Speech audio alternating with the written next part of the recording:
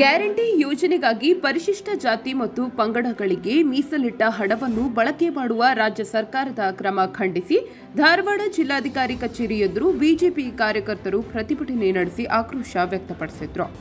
ರಾಜ್ಯದಲ್ಲಿನ ಕಾಂಗ್ರೆಸ್ ನೇತೃತ್ವದ ಸರ್ಕಾರ ಮೀಸಲಾತಿ ವಿರೋಧಿಯಾಗಿದೆ ಎಂದು ಘೋಷಣೆ ಕೂಗುತ್ತಾ ಪ್ರತಿಭಟನಾಕಾರರು ಮುಖ್ಯಮಂತ್ರಿ ಸಿದ್ದರಾಮಯ್ಯ ಹಾಗೂ ಉಪಮುಖ್ಯಮಂತ್ರಿ ಡಿಕೆ ಶಿವಕುಮಾರ್ ಪರಿಶಿಷ್ಟ ಜಾತಿ ಮತ್ತು ಪಂಗಡದ ಹಣ ಲೂಟಿ ಮಾಡುತ್ತಿದ್ದಾರೆ ಎಂದು ಆರೋಪಿಸಿದರು.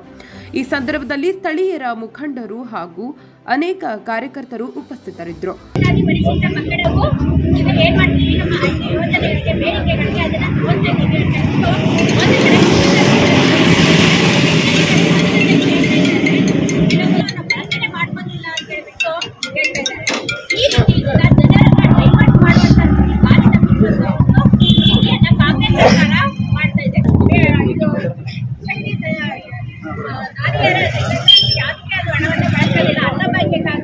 ಏನು ಬಳಸ್ಕೊತಿಲ್ಲ. ನಂತರ ಈ ಬಸ್ಸಲ್ಲಿ ಫ್ರೀಯಾಗಿ ಓಡಾಡ್ತಾ ಇದ್ದಾರೆ. ಆಧಾರ್ ಕಾರ್ಡ್ ಇದೆ.